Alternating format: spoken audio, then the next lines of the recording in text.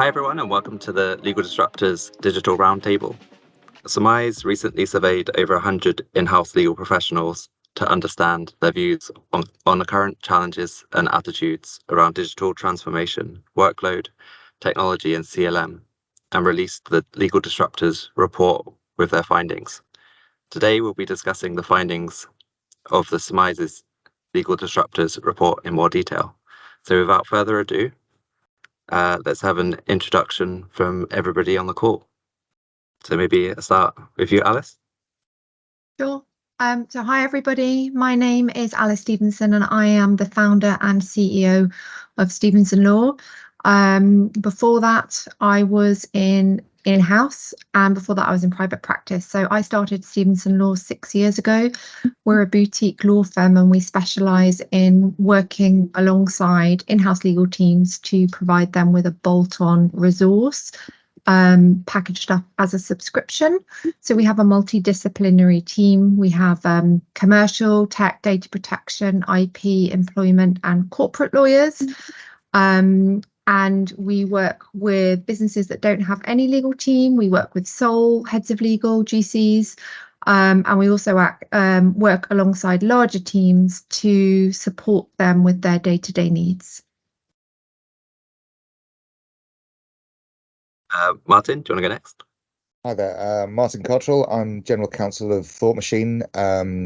I run a team of 8, Compact and Bijou globally, but we essentially run the core of banks, cloud native, trying to put banks into the cloud across the world. I've been there for coming up for nearly 2 years now. I spent, prior to that, I was in private practice for 20 odd years in American law firms. And prior to that, I was an engineer. That's helpful. Maybe Tobias next. Yeah, thank you. So Tobias Broda, I'm the EMEA counsel for PTC. PTC is a Boston-based US software company.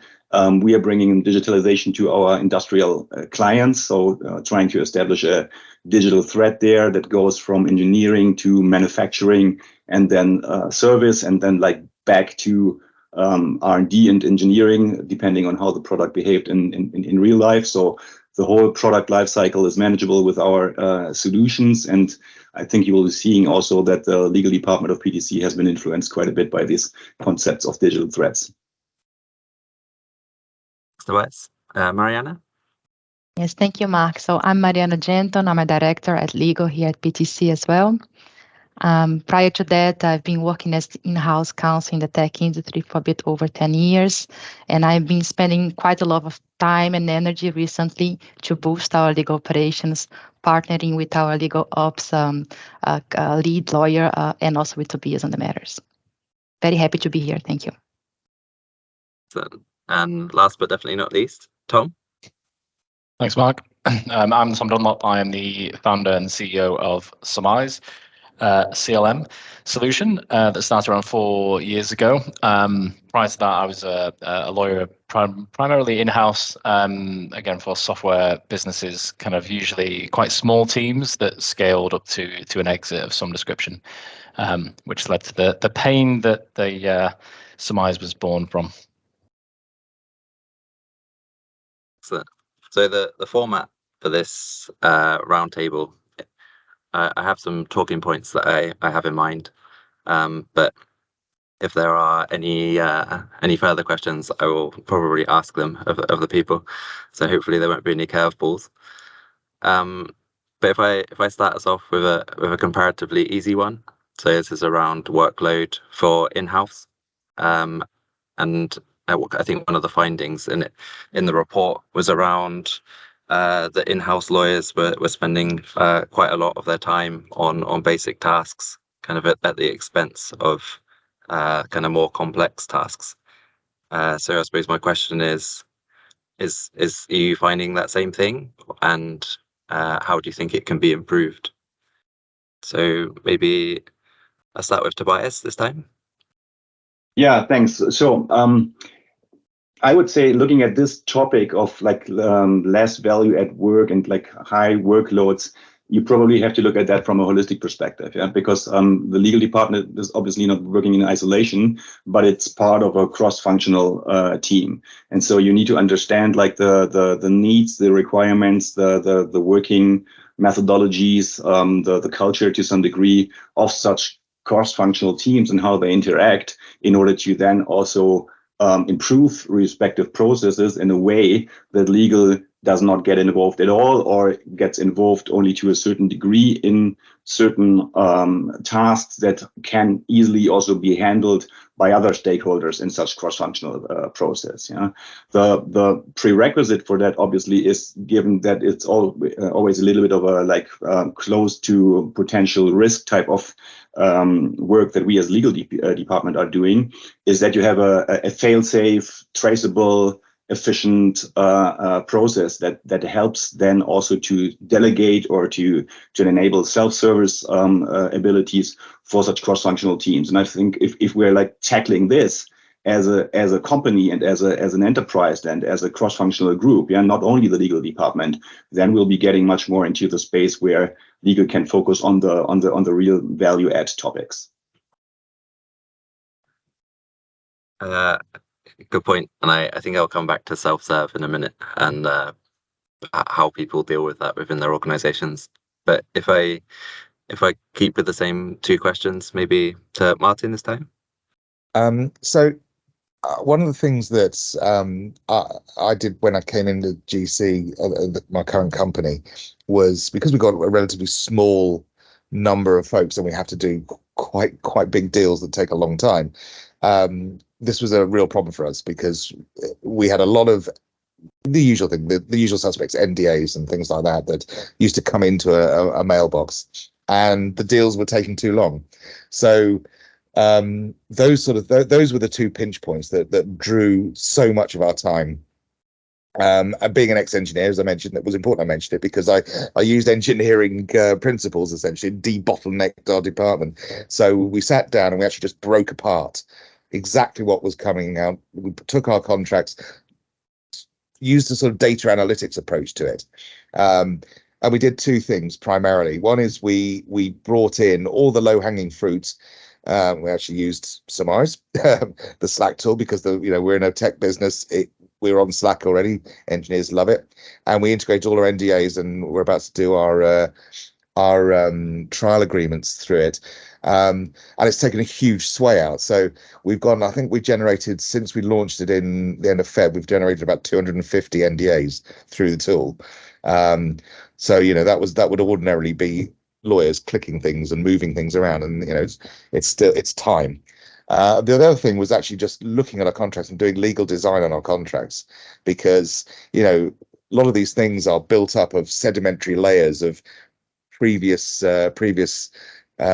incarnations of departments, and you inherit all this stuff. So we stripped it all back and built it up from the ground up, and actually we've had it running for nearly a year now on new templates and new contracts, and we've managed to close deals about 40% faster than we've shaved the average deal length down to about 4 months from 8 months. So the business is loving us right now. Yeah, I bet. Alice, any thoughts? Yes, so I mean, it's certainly a problem that exists, and fundamentally that's why Stephenson Law exists, to help solve this problem. And obviously we're one solution out of many, because there are some things that I think even we wouldn't sort of encourage our clients to pay us to do, because it wouldn't be cost effective and we wouldn't be adding value to do that. So I think like Tobias said, you need to look holistically at the whole thing, because you need to look at the structure of your team, the level of expertise within your team. Have you got the right resource in the right place? Have you got the right systems and processes in place? Is the business engaging with the legal team as efficiently as it can be? And to your point, Tobias, are you empowering the business to actually self-serve to the extent that you're comfortable with? And there's things that we will actively support our clients in putting in place to help them with some of that low-hanging fruit, whether it's the precedents, like you said, Martin, contract playbooks, sort of setting up a designated sort of front door for the legal department, because a lot of time can be wasted just collecting the information that the lawyers need to just do their job.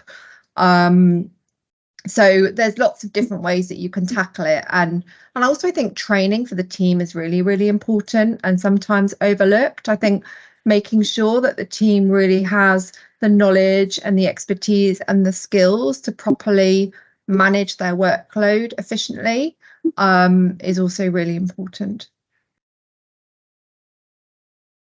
And Mariana? Yes, I think everything was said. It's looking at those 4 pillars of operations, taking care of your people, seeing what your resources are, then improving your processes internally and also with the cross-functional teams, making sure that they are adapted also to self-serve where possible, and using technology where possible to enable all of that and get the data out to reiterate and continue to improve on the different aspects. So I think everything was said, fully agree. And as a in-house counsel, I completely resonates with me. We are dealing, if I compare to food, you are sometimes a 5-star cook, and in the next hour you're dealing selling hot dog at the street. It's really a mess, right? The journey of a legal in-house counsel. So having all those ops pillars assessed, improved, that's what makes the difference to have it changed, I think. I think that's got to be the quote of the roundtable right there. And Tom, from a vendor's perspective, like what are you seeing? Yeah, and I think I mean, this was a sort of a principle that was quite a good one in the cybersecurity world that engineers use. They had this phrase, which is, I think it was shift left on security or something. The idea was that you were constantly moving, I guess, the problem or the process one stage to the left of the organization, trying to move it to a different area. And I think that was something that when I was certainly practicing in-house, took as a bit of a motto. So an example might be, NDAs we talked about. To shift left on NDAs, either, you could use like a one NDA type template, or you could try and empower the business to self-help. So you're pushing it a bit further to the left of the chain. The same with, let's say, more commercial agreements.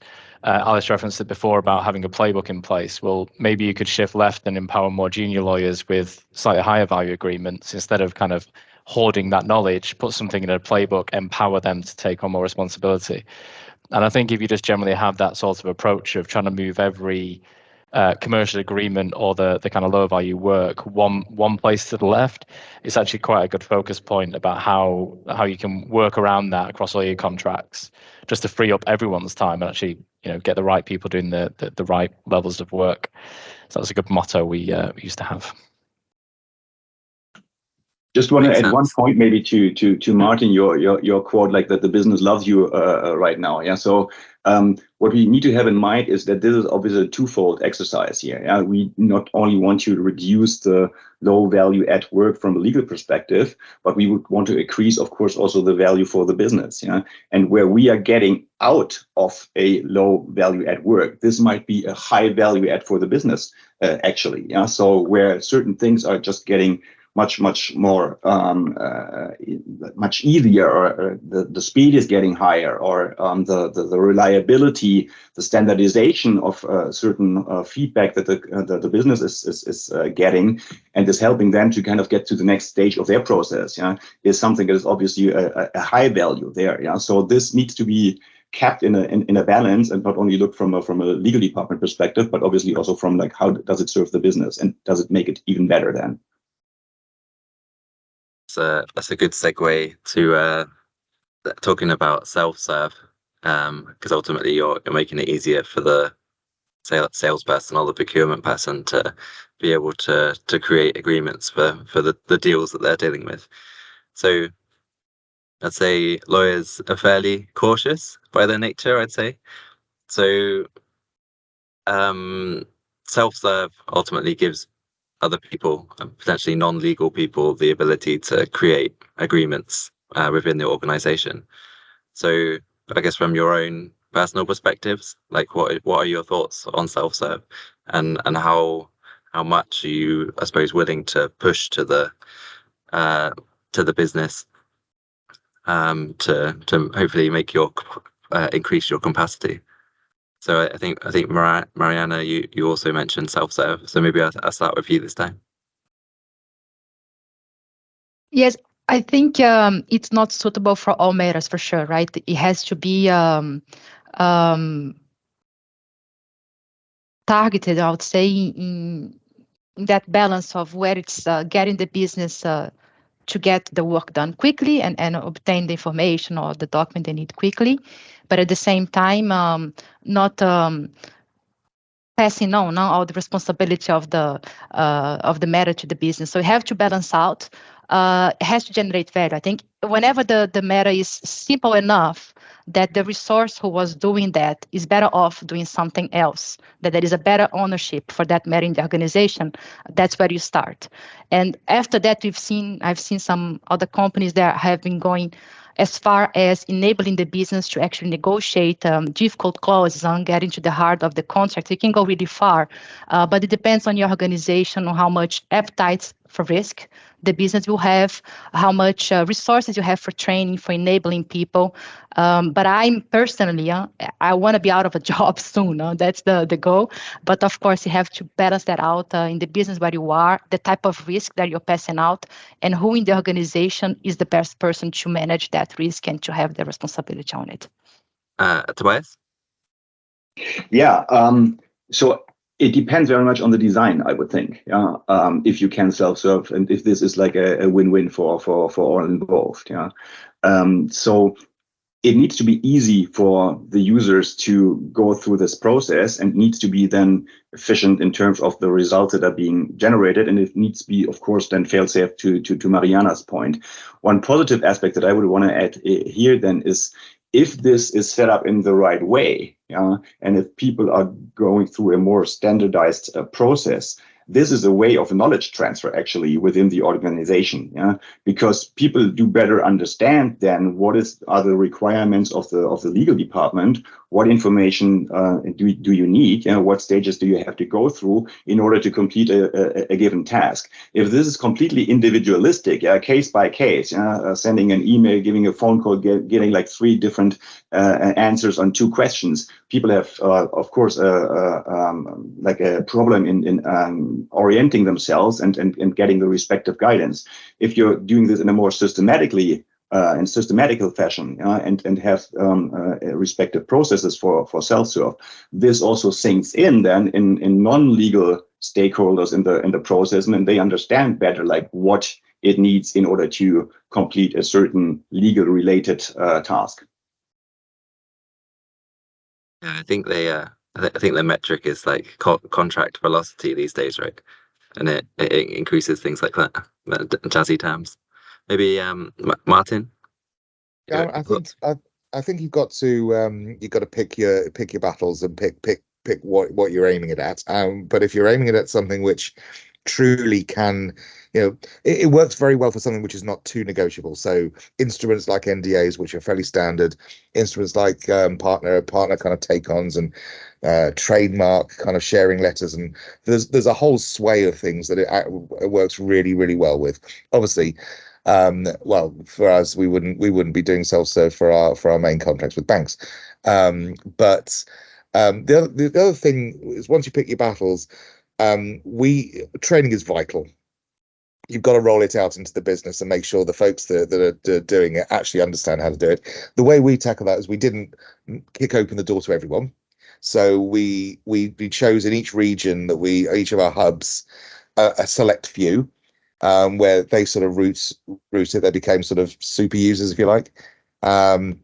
And we're lucky that we have a sales ops, so most of it's through the sales folks that are generating things like NDAs and trials, and so we focus it through our sales op function and give them the training, and having that actually maintains the quality assurance, make sure everything's done properly, and we don't then have to worry too much about being sort of helicopter parents looking what's going on over the time, because we know everyone is working well. Makes sense. And Alice, when you were in-house counsel, would you have loved there to be self-serve? Well, I think when I was in-house counsel, no, self-serve wasn't really a thing. But we do see it with our current clients, and I think what we see really is it's very risk appetite dependent. So we have some clients that we work with that literally just don't want to see any contract worth less than 10K. They don't care. They're not interested. They've just decided that, you know, that they don't need to come to the legal team. And we have some legal teams that we work with that have to see every single contract, and they have rules regarding indemnities and liability caps that have to apply irrespective of the contract type or the contract value. So I think it's very specific to every organisation and the level of risk, legal risk, that they are willing to take on. And I think it's also really dependent on the skills and competency of the other teams, particularly the sales teams. So I've worked alongside some absolutely fantastic salespeople that can negotiate clauses that, you know, that I wouldn't typically negotiate as a lawyer. They're very, very competent. And I've worked alongside salespeople that can't even agree the price, you know, and you get roped into agreeing the core commercial aspects of the deal. So I think there's a whole different level of like self-serving, like to what extent can the business pick up the legal work within the business. But then you've also got the issue of actually the legal team is picking up a lot of work that actually other people should be doing and shouldn't strictly fall within the legal team as well, which is a slightly separate but also I think quite related issue. Definitely. For sure. And Tom, any thoughts on self-serve? I mean, I probably have a slight bias because that's definitely something we enable as a solution. But I think everyone's kind of said the right things, which is kind of picking your battles in terms of risk profile is obviously important. There's always been this thing in legal where you kind of pick a financial amount and anything below that, like you just don't review, or that was kind of how it used to be sort of done or set. I think one thing that's quite interesting with a company I knew, which is a big sports brand, was they did that, but then actually for them in all the supplier contracts, there was this clause that said, well, we can use your brand in all of our marketing, even though the value of the contract was 2K, for example. And obviously that would cause problems because their biggest commercial revenue was actually monetizing their brand.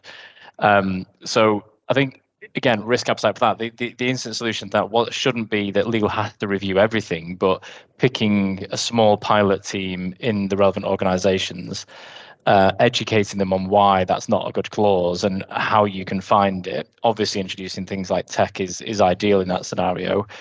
But I think that education is key. I think picking the right pilot team is key.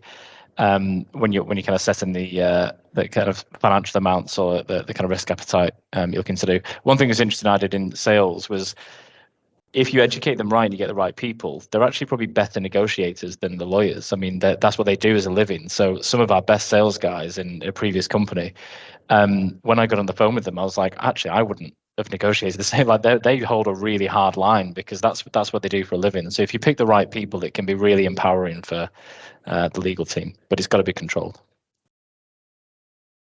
Maybe one further thought that I would want to throw into the discussion here, picking up like also Alice's thoughts here. What is the definition of self-serve? Yeah, self-serve implies as if this would be like 100% somebody else's job, but from the legal team. I think there should be hybrid versions of that, so that somebody is getting to a certain stage through means of self-serve, and then maybe comes to a point where legal involvement is being required. So what you need is some type of intelligent routing that would then also be addressing the risk dimension here. So if your process, if your technology that you're using can identify then also what level of risk is in the game here, you could also like open that up to 100% self-serve, to like a certain level of self-serve, or that it takes then the turn into the legal department now, because this needs to be completely vetted and looked at from a professional legal perspective. So we should not think about self-serve only as okay, now we have a black box out there where non-legal professionals are doing things that are beyond our control. Yeah, but it depends on the process design then, if this is addressing both the risk as well as the efficiency and scalability aspect. From an implementation perspective, I've seen a few ways that people to deal with this. So either they're entirely cautious, they provide access and they approve every single thing, or they create a workflow where, I don't know, for example, your third-party documents have to go through to legal to review, but the things that don't get changed go through the process and they can sign them. I suppose this is kind of more relevant to NDAs and things of that type, rather than probably something that is kind of significantly more commercial. But I suppose with those workflows, you have kind of additional people in the process, right? But you're kind of sales managers that are determining the pricing or confirming the pricing before you start the process, and you start thinking about the terms that are associated with them. My next point is a bit more around the context of tech adoption, and in particular within the legal team itself versus other teams within the organization. So I think one of the stats that came out from the report was that 74% of people felt that they were kind of behind their peers in different teams in relation to digital transformation. So I suppose my question is, do you feel that same sort of way, or are you seeing that same sort of thing, I guess, from the outside perspective? Maybe if I start with Mariana first. It depends on the company mindset, the company culture, or the law firm culture. Depends on the background of the lawyer itself. There are some personal inclination to technology. Some other lawyers are more conservative on risk, on changing the habits that we've been doing. Depends. I think the younger generation is coming up perhaps with more appetite for technology. Overall, we are taught in law school to be conservative, right? It's always thinking about risk in general. Of course, there are exceptions, but in general, we build up our reactions, our insights into where is the flaw, right? Where is how can I make this de-risk the matter? So it's uncomfortable, I think, to change the way you work, actually. I think for lawyers, it's perhaps a bit harder to change because we've been doing this profession this way for so long. And technology brings an element of uncertainty as well, and of taking out the value, right? The thought process of the lawyer to some extent. So I think there is some conservatism that where is my value there, right? If I have technology doing work for me, where is my honor or my knowledge as a lawyer? Where does it go? Where is my value? So I think there is a bit more, I think from one side, as I said, uncomfort, because it's quite of a conservative profession in general. And in the other hand, it's fear, honestly. I think there is a bit of fear of where do I go then as a professor? Where does my value go if I'm completely changing how I've been doing my work and delivering that? I remember when I was working at a law firm, and I think they had implemented an e-discovery platform, but the lawyer was so used to using boxes of files that it was such a big difference and difference in trust. I think I was quite surprised as a sort of junior at the time. I was surprised that there was so much kind of fear and adversity to it, but it's definitely real. The best quote I ever heard was someone who'd come out of a meeting from their senior with a partnership, and they were trying to get some tech in. Well, this is going back a few years, and he'd been knocked back, and so was very frustrated.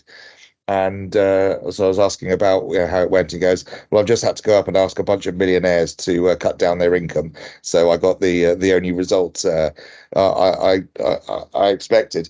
But I think that has changed now, and it's all driven by in the private practice. It's completely driven by the clients. That shift is being there, and they've suddenly realised. But I think in-house, it's a very different dynamic as to why that slowness is there, and it's mostly to do with budget. I mean, I work in a scale up. We spend our capital wisely, and frankly, the legal department gets to the back of the queue. So you've got to make a business case for it. And actually, going in and saying to your CEO, listen, I can get these results. I put it on the company strategy. We can do this. Be bold in and implement it. You've got to implement it, obviously, but be bold. Set a timescale on it and break the budget out. But you've got to make a budget for it, and they've got to see how that's going to impact them, because they don't really care about what you do on a daily basis. They just care about how do we lift the tide of the whole business up. Tobias, your thoughts? Yeah. So 3 points maybe on the why do legal professionals feel they are behind in terms of digitalization or like technology leverage. Yeah. First of all, they feel this is the case. So I would be really interested if there might be a comparison then on objective evidence. If you feel, what is the maturity state of different departments in an enterprise, and if this feeling obviously also corresponds then with really data on that. Yeah, so we should at least assess this. Then the second point is, I think, legal is not process driven. Yeah. And if you're looking at IT departments in particular, but also R&D, obviously, and then to some degree also business departments, they are much more process driven by design. And that is, of course, a prerequisite for then digitalization. Yeah. So if you don't understand your processes, if they don't even exist, then it's hard, of course, to somehow replicate them and reflect them in a digital environment, and then also improve them and with the digital means. Yeah. And then the last point, and Mariana was touching on this already, is I think a mindset topic. Yeah. So I think still, in fact, some members of the legal profession have the imagination that it's a like artisan type of work that they are carrying out there. Yeah. So a individual masterpiece that needs to be crafted with all the intellectual knowledge that you're having. So I'm having some good news for you. It's not. Yeah. I mean, there are so many really not highly intellectual tasks that the legal department has to tackle. Yeah. And you need to get innovative around that.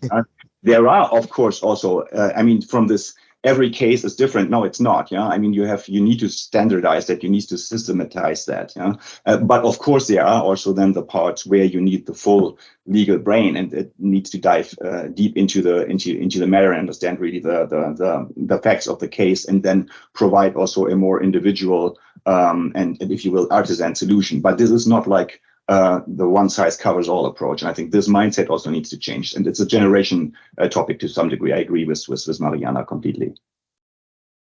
I think just on that point, and also I think I suspect what you're saying earlier, Alice, about training. But do you think that GCs or senior in-house lawyers would benefit from kind of more IT project management skills? So they maybe break down the fear and kind of understand the process a bit more, especially around some of these bigger projects like CLM, for example, that have a number of stakeholders, but legal is probably one of the key ones that make that decision on particular aspects of the contracting process.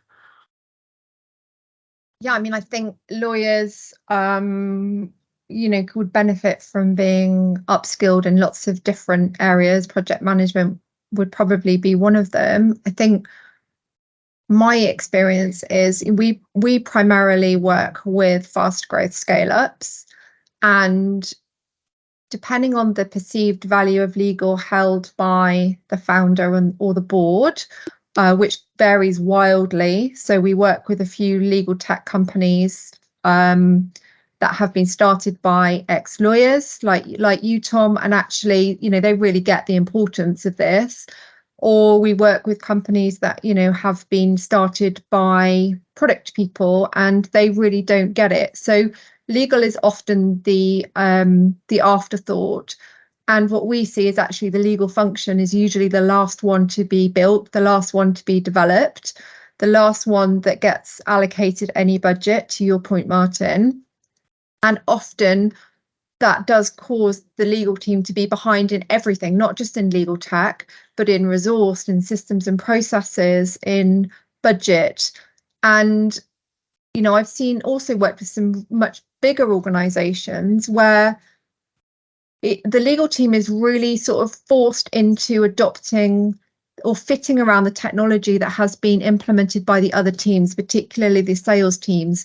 So one client in particular, you know, the business is highly dependent on Salesforce. Salesforce is the life and soul of this business. But what happens is actually for the legal team, it's massively inefficient. It just is awful. You know, they're going into Salesforce and they're copying and pasting information from Salesforce into Word documents. It just doesn't make any sense whatsoever.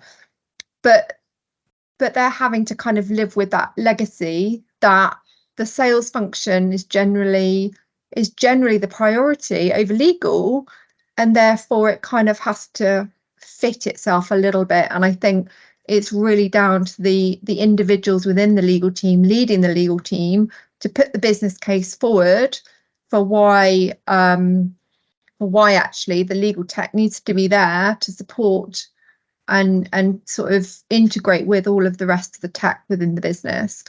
But I think to your point, Mariana, about the mindset, I don't see that so much with my clients because they're working in fast growth tech businesses. So actually they really want to engage with this tech. They want to make their lives easier. They don't have an issue with making themselves indispensable, because actually they really just need help, and they see tech as a way of achieving that. It's just the battle for budget that they are generally faced with. I kind of imagine that there's a bit more of a blank canvas at that stage in their journey, and I suppose there's less people potentially with kind of more power and more vision over it. And Tom, what about you? What are your thoughts? What are you seeing from the, I guess, the customer perspective? I mean, I think we'll always give ourselves almost a hard time with the level of automation that we think we should be at. For instance, like the legal is still advisory by nature, and I think when you actually look across a lot of different areas, HR is a classic example where HR, very transactional HR is recorded in a HR system, but actually HR advisory, for example, is still probably as manual as legal is. So I think in the right context, you can sort of understand why it's not a natural thought that tech should be enabled in legal. But I think that comes down to potentially a perception around the board that that's what they perceive legal as. So a lot of this is about kind of education. It's about personal brand in the business. It's about educating the business as to what legal does and the value that tech would bring. And it's something that, a good example I had in a previous business where I tried to understand how legal is relevant to ultimately the go-to-market engine, because that's all that business really cares about is, how we're going to make money. So we undertook a process with all the commercial agreements around the top of the funnel. So anything that actually used to come into the business that could convert to revenue, we reviewed all those contracts, pointed out some glaring, obvious areas we could improve that would actually really firm up, continuing to get the volume in the top of the funnel. All of a sudden, they were like, "Oh, right, is that what legal do? Like, legal are actually helping us." Essentially with business and coming up with strategies to actually improve the funnel compared to just looking at what could go wrong all the time. And as soon as you do that, I mean, it comes into, I guess, another question around board representation, but all of a sudden they see, oh, well, of course you can have some tech. If you're looking after important issues, here's budget, here's headcount. And I think it's the vicious cycle you can get into is you adopt this sort of advisory reaction-based mentality, which is we're lawyers, come to us with your problems. I always usually went in as the first lawyer, so I'd kind of go out there, say, I'm a lawyer, come to me. But then you're a victim of your own success where you get drowned in this low-value work because they think, oh, I've got a printer with some terms and conditions. Here's some terms and conditions for you to review.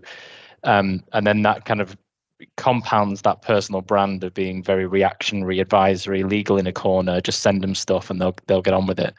So it's all linked to education, personal brand. But I think the biggest thing legal teams can do is make their advice or services relevant to the go-to-market funnel, the revenue, so that the business understands. And I think that makes the groundings of the foundation to justify tech and get up to speed with the rest of the business.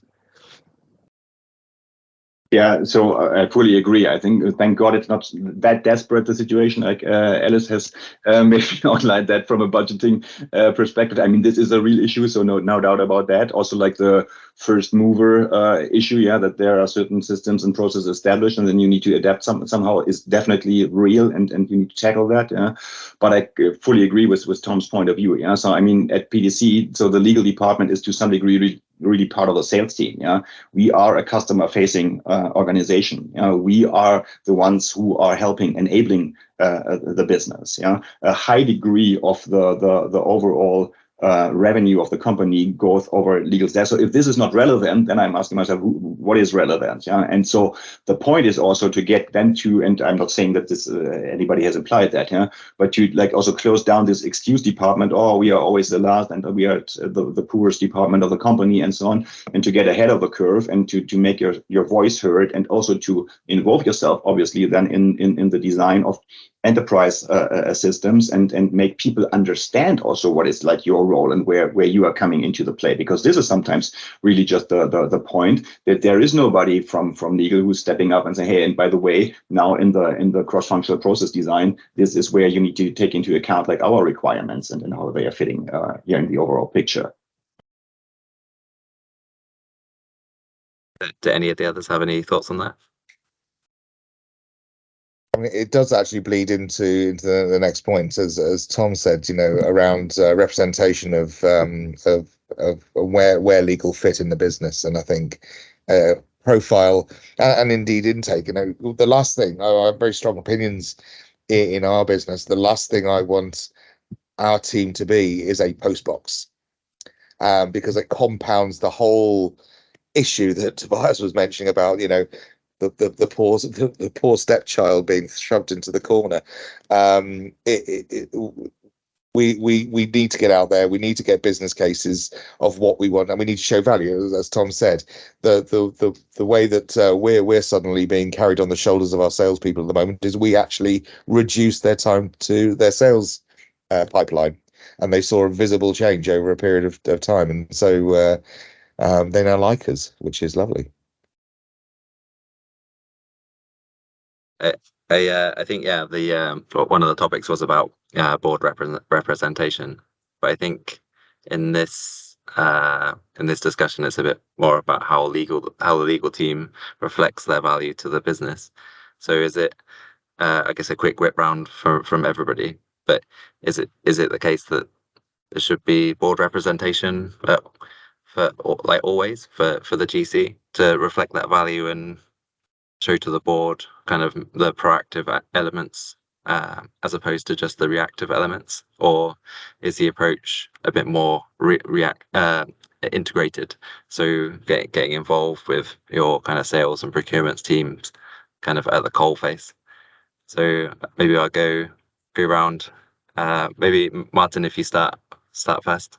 Well, I think there's a cultural thing overlay on this. So I've spent most of my career with one foot on either side of the Atlantic, and so in the US, over 50% of companies there have a GC on the board, and that's more of a reflection of the litigious nature of the United States of America. The same can be, and there's various pockets of other countries. Germany, I think, is very similar.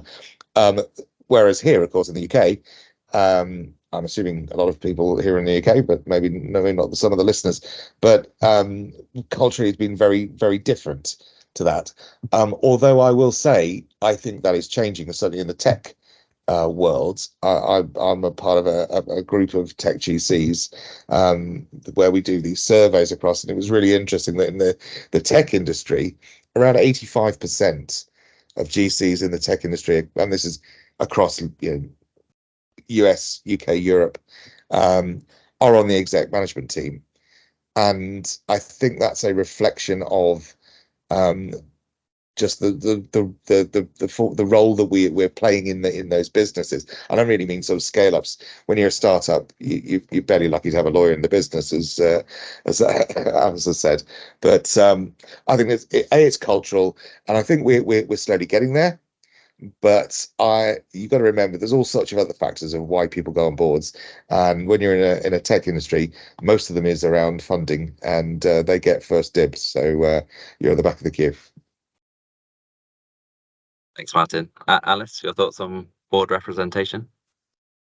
Yeah, I think, as Martin said, I think it is very company specific. I think, there are some companies where legal risk presents a much greater existential threat than in other companies. So, if you're a fintech, for example, and regulatory compliance is obviously going to be top of the agenda, then I think having that representation at the board is actually really important, because I think they need to have oversight of the key decisions that are being made to make sure that they're not presenting any massive compliance risks.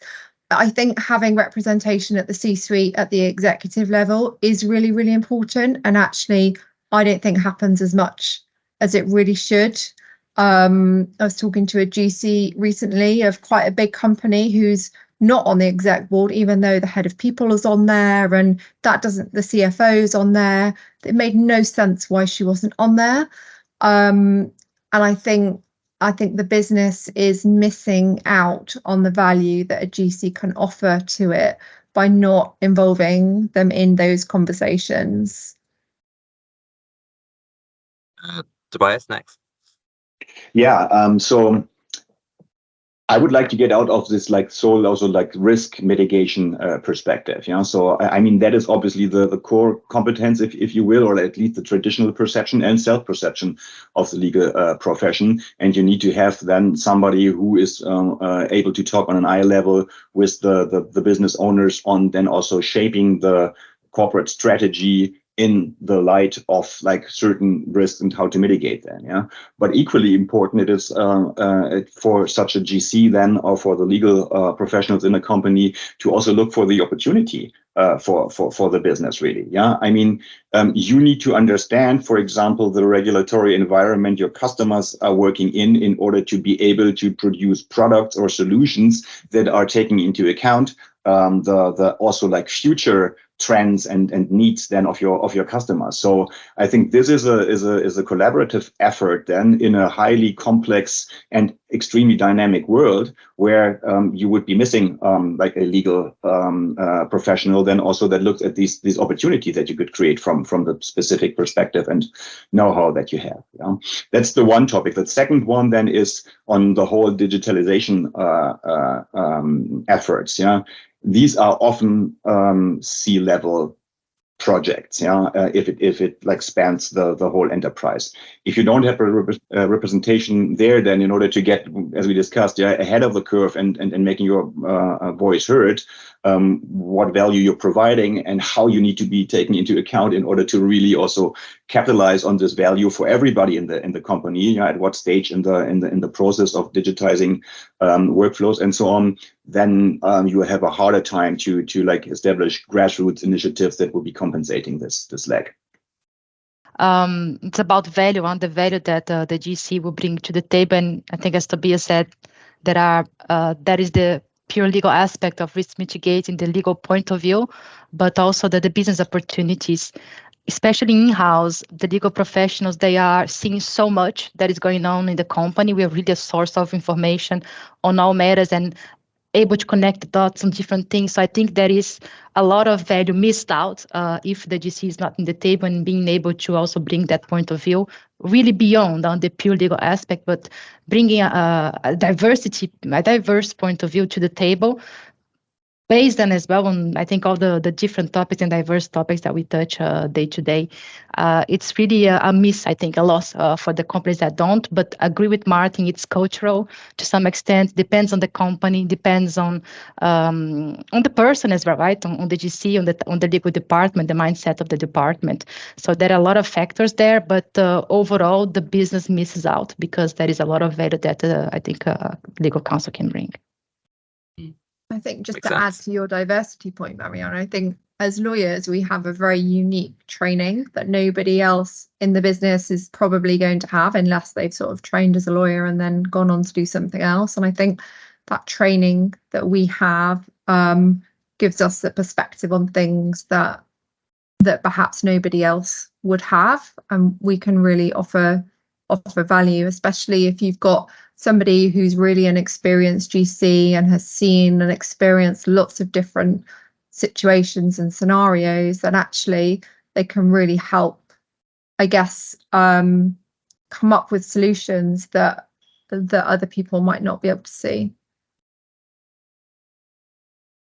I agree with that. I think there's an interesting kind of there's a few different things that I think we've that I've experienced in the past. The first, just picking up your point there, Alice, I think lawyers they're probably the biggest skill set is asking the right question. I think we can certainly we're very good against the bottom of an issue or kind of drilling down on a particular thing. But when you get to, I guess, board representation, I think sometimes lawyers forget that they've also got to provide answers as well as good questions, because ultimately, particularly when you switch to that, I mean, I'm that mentality now. I've got my kind of lawyer hat on, and I can always hear that lawyer in the background. But then my mentality is very different now, where we've just got to make a decision and move forward. And I think lawyers have got to also to take that step up, kind of really, really hone the skill of giving an answer as well as just being able to ask the right questions. But if things that I faced in the past, I think this is a common issue for most lawyers that enter a business, is the CFO usually recruits the first lawyer, or legal is born from within a different function, like finance. That can often be the case.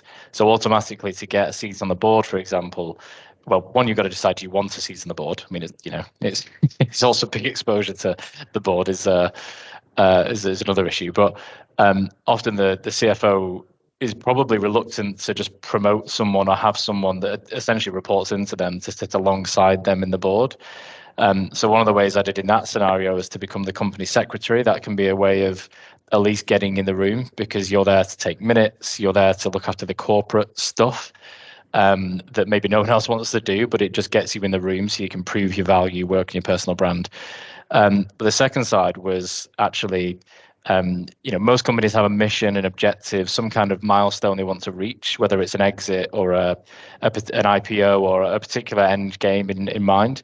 This is particularly true of scale-ups, which is why I think there's so often on the board. But if you can almost own looking after what decisions might do to that. So if you've got experience of going through an exit, and you can say, look, this decision is likely to affect how we're going to look on exit, you're probably earning a place on the board, because you're the voice of, we need to do this because otherwise it's going to damage our valuation on exit, for example. And that's another way I had managed to do it previously, where I kind of made myself out to be almost that corporate development person on the board that's constantly thinking about how we're going to look and how the valuation could be affected of the business if we don't do certain things, both from risk perspective, but also from a value creation. Like, can our biggest partner get out of the contract after 3 months? Well, that's going to affect the value that a third party places on our relationship with that partner. So I think if you can align yourself to a future event as well as the guardian of getting you to that point, you can really, add the value of why you should be on the board as well.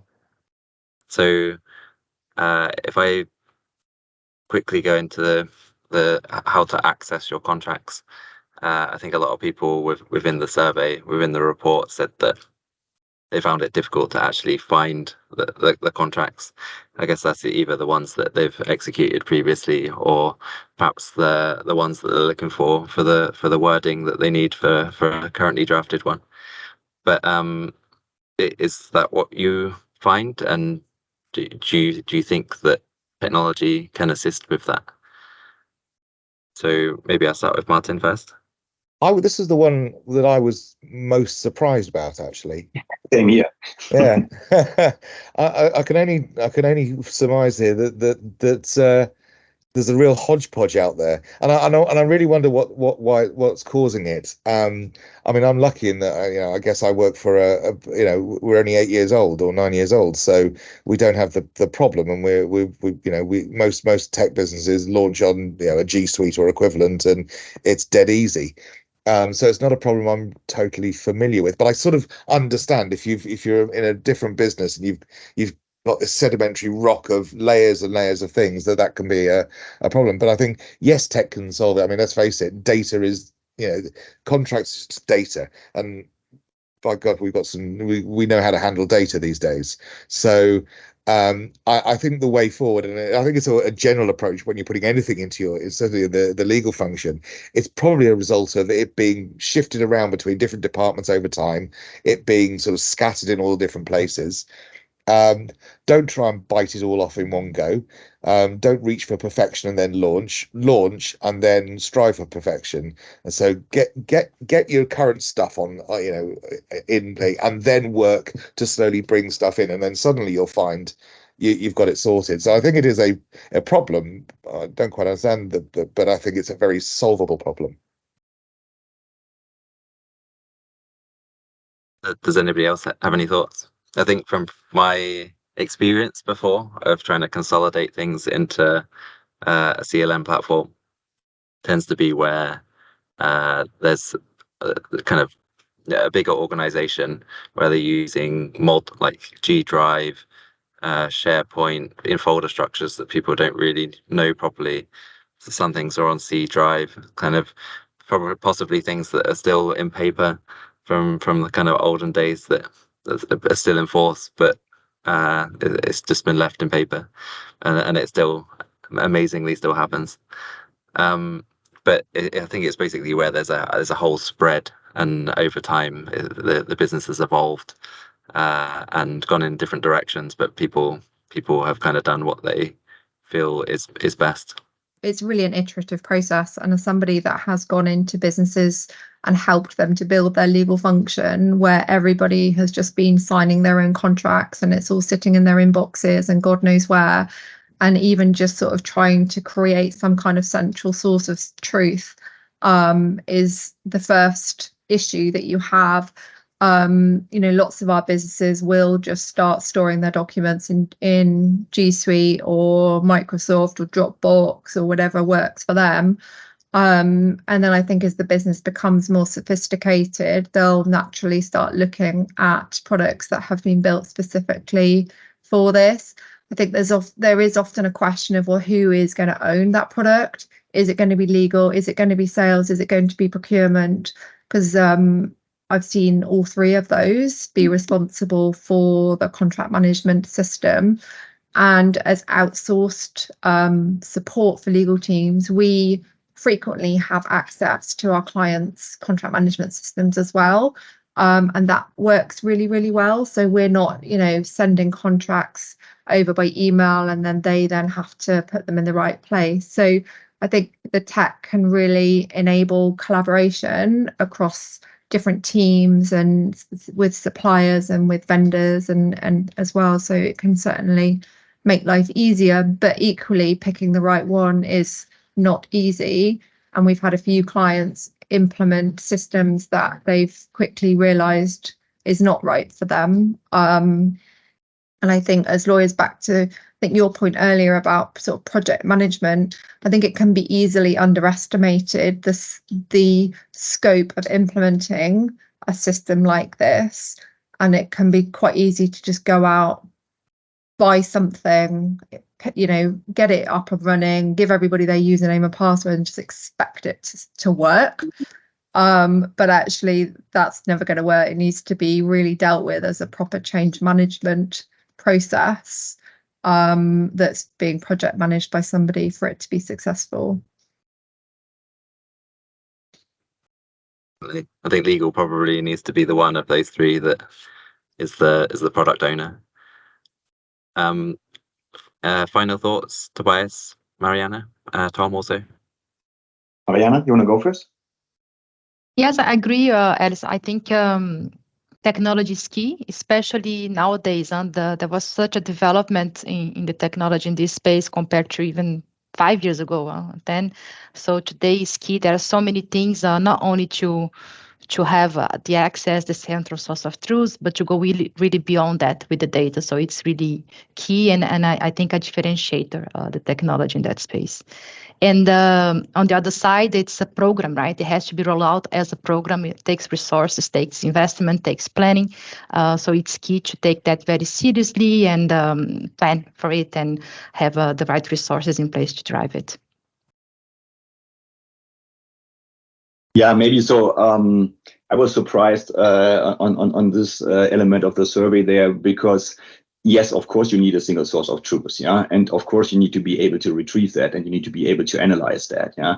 However, from a legal operations perspective, this is probably the lesser important part, or like less frequently used, yeah. The pre-signature process, this is where legal operations is probably happening to 90%, I would say. Yeah, and this is something where you need to streamline this, and where you need to, at the end of the day, build these digital threads across 3 layers, if you will. Yeah, so you have your core digital thread, your legal matter management system, where you're collaborating in your team, but then you have the whole internal cross-functional collaboration layer with finance, with sales, with commercial desk, with real estate, HR, whatever. So you need to build like somehow a runway and a landing place there, yeah, where this is coming into your core first layer digital thread. Yeah, and then you have the outside world interface that you need to create to customers, to partners, to outside counsel, yeah, and make this really a seamless flow. I think that is the task. The post-signature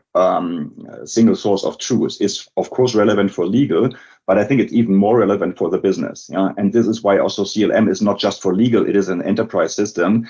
And if you are not able then, from a C-level perspective in particular, to understand if your business objectives and your strategy are being met by your contractual realities, yeah, and what is in your contracts, and also not now, but like in the next year or in the next 2 years, as it like relates to renewal of contracts and the conditions that you gave to certain customers for that, I think then you are lost, and then you're like giving up a big opportunity that you would otherwise have if you have these insights. Yeah, but on the intake part, I think this is where, from a legal operations perspective, where the significant improvements can be made. Yeah, at the latest now with the AI technology. So if you have then a chatbot that is able to do natural language processing on the basis of large language models and so on, you have, of course, a completely new interface also to your internal clients and maybe to your external clients on that. Yeah. Last point, the whole thing is also something that kicks into the new work topic. Yeah. So as managers of legal teams, we have the responsibility to look for the talents of the futures, and this is the way how digital natives want to work. Yeah. So they don't want to get like an email and something handwritten or whatever, and then somehow deal with it. Yeah, they want to work on collaborative platforms and want to have these like seamless process flows. That's what they are used to in their like private environment, and then it's something a culture shock in the professional environment. So we need to close that gap also from a recruitment and war for talents perspective. Yeah, totally agree. Definitely agree. I'll add one more thought just on that, which is kind of already been said, but I think this is very much a reflection, the post-signature, of probably the pre-signature process, as Tobias referenced. So I think it's one way to kind of look back retrospectively and go and find these signed contracts, but actually the reason they're on, people's desktops or on, a particular folder is because the process wasn't clear to the sales team, for example, or they're using old versions of order forms that are the wrong terms. So it's an older document. Those problems all emanate from the pre-signature process, which is the volume and the most important thing probably to tackle first. So I kind of echo those thoughts, really. It's sort it so that going forward, that problem doesn't necessarily happen again. And then you can bite off chunks of the retrospective signed contracts as you go along, but don't compound the issue by trying to, I guess, solve that problem as number one, while you're continuing to get the kind of grow the problem elsewhere in the business. Okay, I think we are on the hour. I think we've had a lot of great points and a great discussion. I think big thanks to everybody, Mariana, Tobias, Tom, Martin, Alice. It's been great and hopefully useful to you guys as well. I think Tom will give a few words, but yeah, thanks very much for the discussion. Thanks, Marc. Thanks, Marc. Thank you very much. You. Nothing to add. I was just going to thank you, Marc, for moderating the discussion, and obviously everyone, all the panelists. Really useful discussion. For those watching this, the full Legal Disruptors report that was produced will be in the description below this video, and we do have some more content come around soon to do with this, including podcasts around all these different topics. So we'll see you on those soon. Thank you, everyone. Thanks a lot. Thanks a lot. Bye. Bye. Cheers, everyone. Bye. See you later.